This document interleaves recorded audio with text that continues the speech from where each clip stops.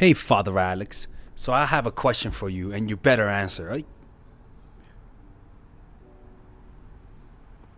What? Already? First few words already? Okay. All right. Um, I'm going through a confusing time in my relationship. It can really use some guidance. Okay. Thank you. Thank you. Um, you threaten me. Father Alex feels attacked. My boyfriend and I have been together for about 18 months now. And while we have a great connection, I feel like we're just coasting without any real direction. For instance, last week we were at a friend's wedding. You see, it's a beautiful thing, right? Weddings and surrounding yourself with people who have a good relationship sometimes can illuminate to you whether or not you're in the right relationship. Literally, being around people who have the ideal relationship or what you want or just being around couples illuminates to you what's missing. Sometimes when you're just by yourself and you don't see other couples, other relationships, sometimes you can move the goalpost as to the things that you tolerate and the things that you tolerate in your relationships. But as soon as you see a relationship that you want, so as soon as you see it, you could almost see all the bullshit that you tolerated. It's just in clarity. You know what I'm saying? It's like seeing a good family when you're in a shitty family. You're like, you know what? I wish that was my family. So it's very interesting. So that's why, like, just having friends who have healthy relationships is so important, because it shows you what's important, what you consider to be a good relationship. So yeah, when friend's wedding, and when I casually mentioned how beautiful the ceremony was and hinted at our future, okay, that's not bad. He just laughed it off and changed the topic.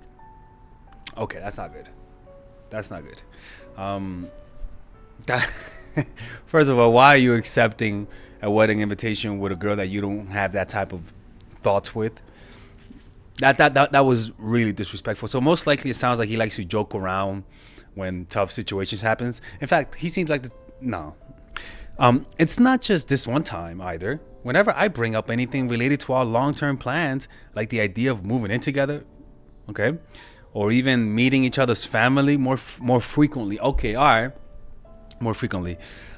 He sort of shuts it down or diverts the conversation. Well, why don't you divert it back? Why is he the one with the nuke button? Why is he the one with the eject button? Where's your nigga come back button?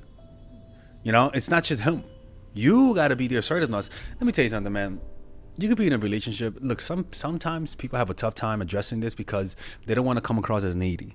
You know what I'm saying? That's actually a big thing about people. But the truth is, once you know them for a while, if they call you needy at expressing what you want, then this is not the person for you.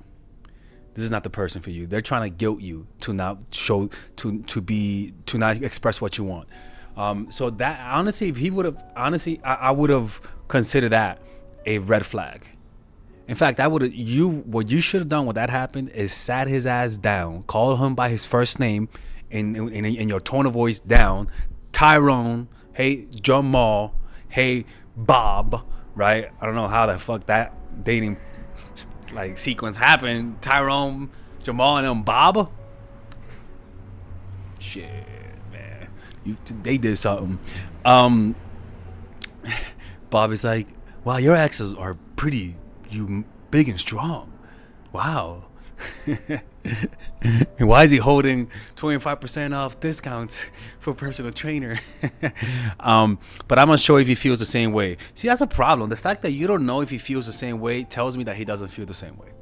You want to know why? Because your body knows things that your mind doesn't. Your body doesn't suppress emotions. Your mind does. Your body knows the truth of the situation. It's just like your conscious mind is so afraid of pain that is blocking you from receiving that signal that your brain is telling you. And and it's like I said, if you don't know if they like you, it means they don't like you. The body talks to you in sensations. Your body, there's no inner voice that said, hey dude, he's playing you. No, the way that the body sends a signal is through a sensation. It's like a dog. Like, dogs have their own language. Dogs show you they like you by by not biting you, I guess. No, they show you. Shut up, Alex. That's what you know. Okay. Dogs show you they like you by licking your face and all that kind of stuff. And that's their way. They don't just say, hey, I like you. You don't see owners say, oh my God, my dog don't like me because he doesn't say I like you. No, it's the same way with people. It's a sensation, right? That's the body's way of communicating. When something's wrong, you feel pain, right? When something's off, you feel sensations. And the way that it works is this. For example, one of the ways that your body communicates to you that you should stop doing that whatever you're putting in your body, like emotionally, like a drug, for example, it communicates to you that you need to observe it, that you need to feel emotions. You want to know how? Through the sensation of feeling empty. The feeling of feeling empty is a real sensation. The emptiness that you feel is your body's way of saying, hey, can you do nothing else? Can you just chill out? Can you just observe me? And every fiber of your being is saying, don't look away. But what happens is that when you observe that feeling, I at least with me, there is a releasing quality. There is like a letting go sensation. And if you keep observing it, that feeling will turn into peace. But if you don't observe it, if you keep looking away by taking drugs, by getting validation, by doing anything that distracts you from that feeling, it becomes numb. And it becomes a point where it feels empty. Like the sensation inside feels empty. The little thing that you have inside of you that allows you to feel emotion becomes desensitized to feelings. And that sensation is a signal that you need to stop doing something. It's a signal not to put more stimulation, but to put less and let it recover, right? So when people observe that, they don't know the language of the body. So they misinterpret it as more drugs, as more sensation, as more validation. But when you begin to observe your body, observe it through meditation, you begin to get to know its language. And all of a sudden you become more self-aware. And that self-awareness leads to more control over yourself. Quick little commercial break. If you guys enjoy this video, there's a course that I have. It's called The Feminine Woman that I recently released. Click in the description down below to purchase it. It's a self-help course for women, people. That's right. I'll teach you how to blend the masculine and the feminine, how to become more assertive, how to become fearless, how to become more persuasive, how to attract people with your energy, and it's really a self-help course for women that I created. So if you guys enjoy that, please click on the description down below where it says purchase Feminine Woman. Okay, let's continue with the video. So when you don't know if they like you, it means they don't like you. If you're confused about whether or not they like you, it means they don't like you. Remember, confusion is your body's way of saying, hey, I don't see any signs that they like you. But then your mind says, hey, I don't like what you found. I don't like, you know how they say, like, we're going to do an investigation. And then you find out the personal investigation is wrong. So you change the thing, right? You see that your body says he may not like you. She may not like you. And you don't like it. So then you say, this doesn't make sense. I don't get it. Why am I not getting the signals that they like me, even though they told me they like me? Your body's saying, hey bro, like, I know you've seen that shit, but look what they did, look what they did. This doesn't make sense. And so this fight between yourself and you being in denial feels as confusion. And when you sense that confusion, just believe the body. The body knows. It noticed that look they gave you. It noticed that lowering of energy. It noticed it. Your conscious mind may not notice it because you kind of are feeling insecure. You're worried about whether or not this relationship is going to continue, and because of that, you're not really paying attention to them. But your unconscious mind is, your body is, and it's telling you that it's paying attention, and that it's giving you that signal of confusion. But when they like you, it's obvious. Even Stevie Wonder knows they like you. Even my blind evil granny, she's amazing, will know that. That's just what that one little thing will bring all the clarity that you need. So my question is, how can I get him to see me as someone they want to commit to long term without making them feel pressured or uncomfortable? Walk away. If he's acting bored, if he's showing you he doesn't want to commit, just walk away. Walk away. The more you try to get them to prioritize you, the more you push them away. Sometimes when everything fails, going in the opposite direction is the best route. Meaning, if you're trying to show show them that that you have worth, walking away will give them more clarity.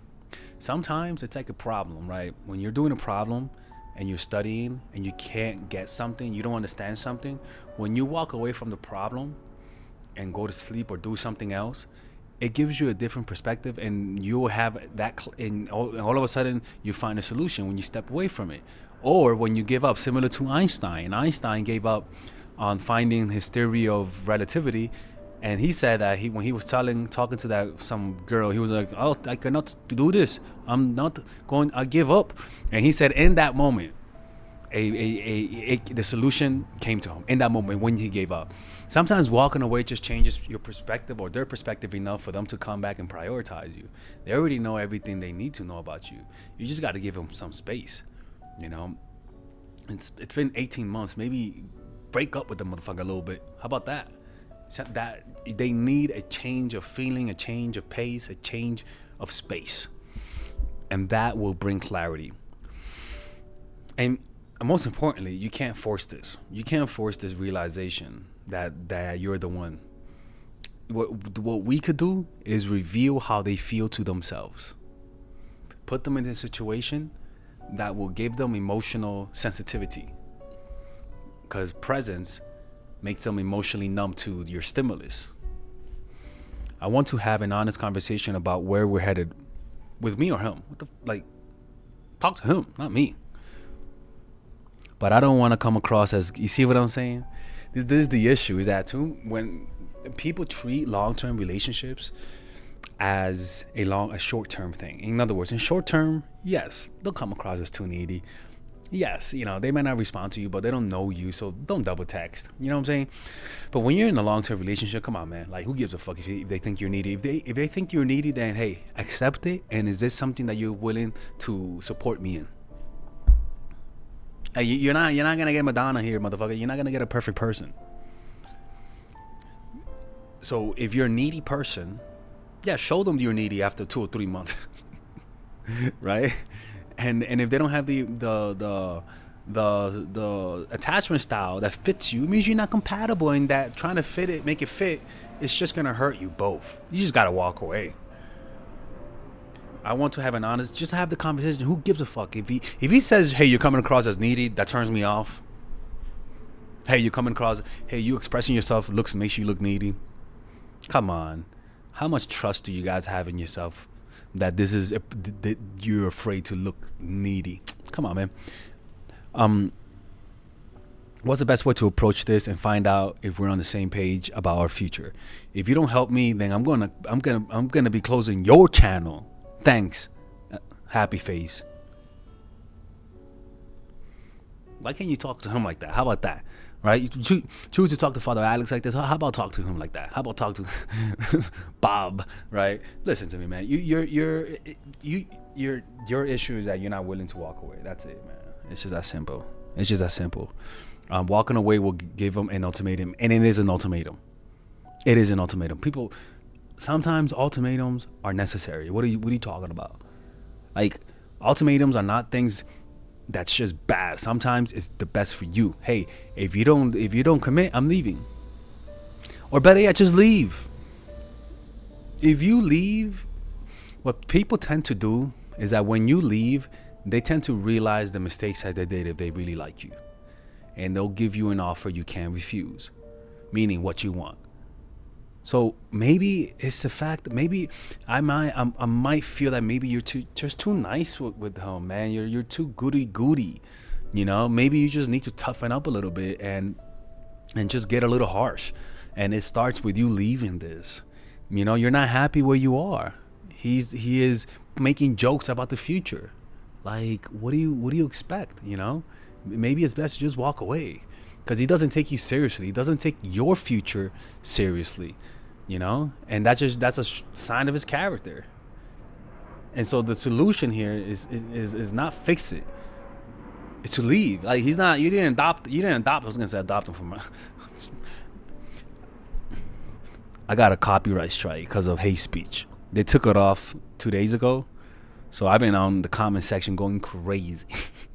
Because it said I was doing hate speech. It really wasn't. But I'm back. But man, I gotta chill out with some of these jokes. Like he's not your kid, man. You could leave him. You know?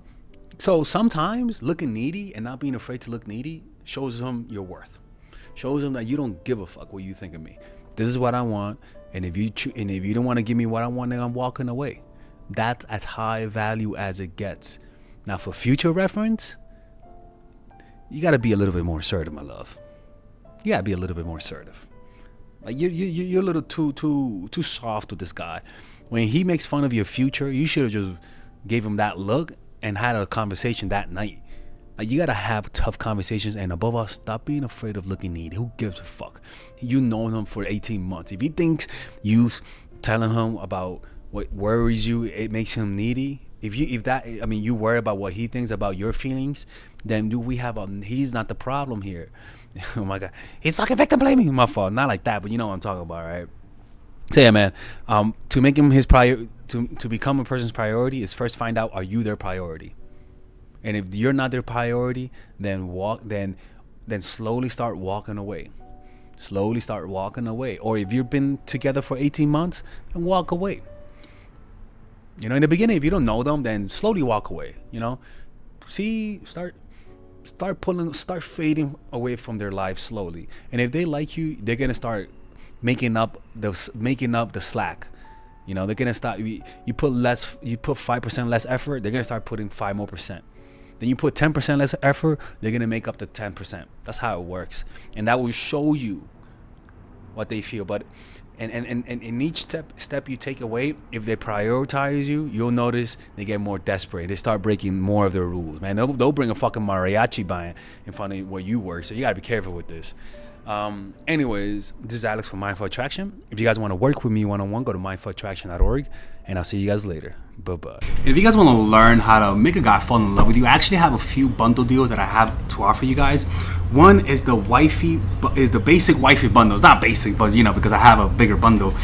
This one's pretty much it's a course about natural chemistry, which is about for women who are in relationships and want to learn how to keep the guy and make the guy that they're currently dating fall in love even harder by creating boundaries, by learning how to embrace the masculine and the feminine. It's pretty much a type of course that helps women in relationships make the guy fall in love. And then the other one is the psychological game of attraction, which is a course for women who are in relationships, right? For women who are single per se, right? And this one I would personally take you through the first 3 months of a relationship, right? Because in the first 3 months, if the relationship doesn't happen, it's not going to work out. Okay, so it's a guide for women who are single and women who are in relationships. So this course is specifically made for the first 3 months of any relationship, because I believe that if the person doesn't want a relationship within the first 3 months, it's not going to work out, right? So check it out right now. Click in the description down below where it says purchase the bundle, and I'll see you guys later when I'm closing the channel.